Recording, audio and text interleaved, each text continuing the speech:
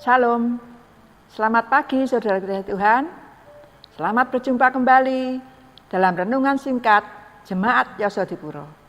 Baiklah saudaraku dikasih Tuhan, sebelum kita melakukan aktivitas kita pada pagi hari ini, kita awali perjalanan hidup kita dengan merenungkan firman Tuhan.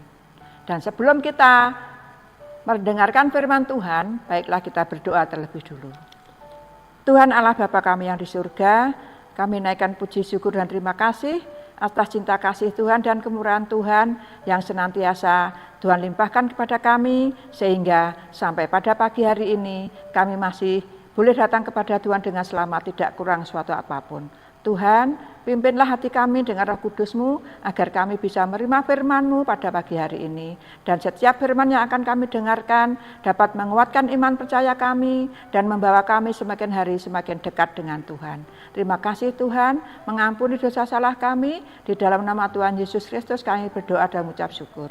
Amin.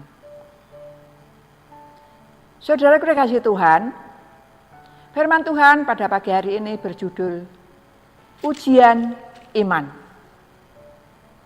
Mari kita renungkan ayat kita dalam Lukas 8 ayat 48.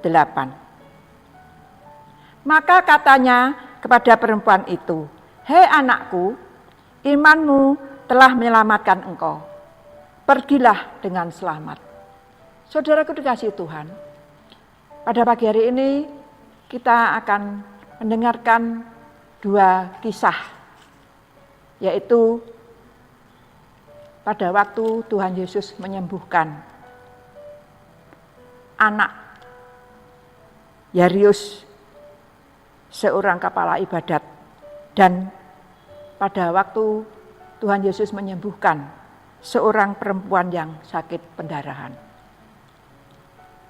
Mari kita ikuti ceritanya. Ketika Yesus kembali, orang banyak menyambut dia sebab mereka semua menanti-nantikan dia. Maka datanglah seorang yang bernama Yairus. Ia adalah kepala rumah ibadat. Sambil tersungkur di depan kaki Yesus, ia memohon kepadanya supaya Yesus datang ke rumahnya. Karena anaknya perempuan yang satu-satunya yang berumur kira-kira 12 tahun hampir mati. Dalam perjalanan ke situ, Yesus didesak-desak orang banyak. Di dalam perjalanan, pada waktu mau ke rumah Yairus, karena orang banyak mengikutinya,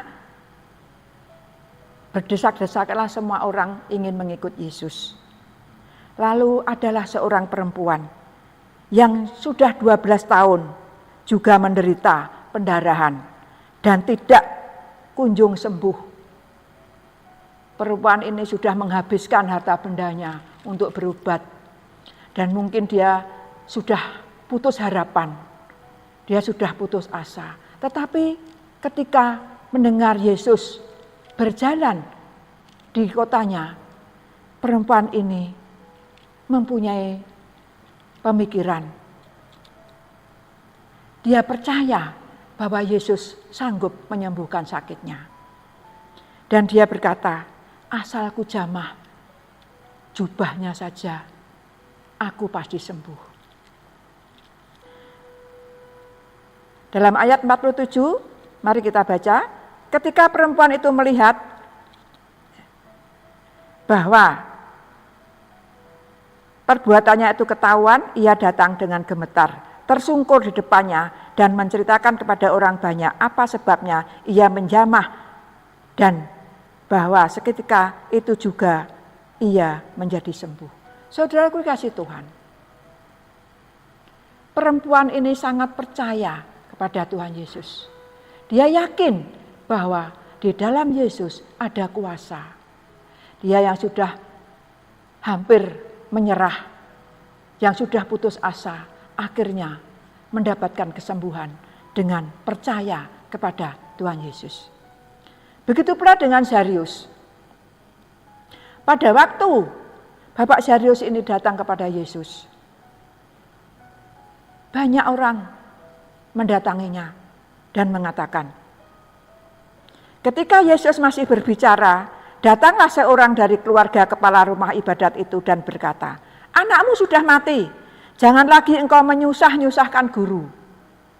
Tetapi Yesus mendengarkannya dan berkata kepada Yairus, jangan takut, percayalah, percaya saja dan anakmu akan selamat. Saudaraku dikasihi Tuhan, untuk mendapat keselamatan dari Tuhan Yesus, untuk mendapat anugerah dari Tuhan Yesus itu banyak rintangan, banyak cobaan. Tetapi kita harus yakin bahwa di dalam Yesus ada kuasa.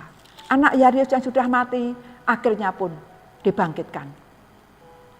Perempuan yang sudah sakit selama 12 tahun pun akhirnya disembuhkan. Nah saudaraku, di dalam hidup ini kita pun menghadapi berbagai macam masalah. Tetapi Yesus mengajak kita, mengundang kita. Yesus mengatakan kepada kita, jangan takut, percaya saja. Imanmu akan menyelamatkan engkau. Nah saudaraku dikasihi Tuhan, mudah-mudahan dengan firman Tuhan pada pagi ini, iman kita akan semakin dikuatkan.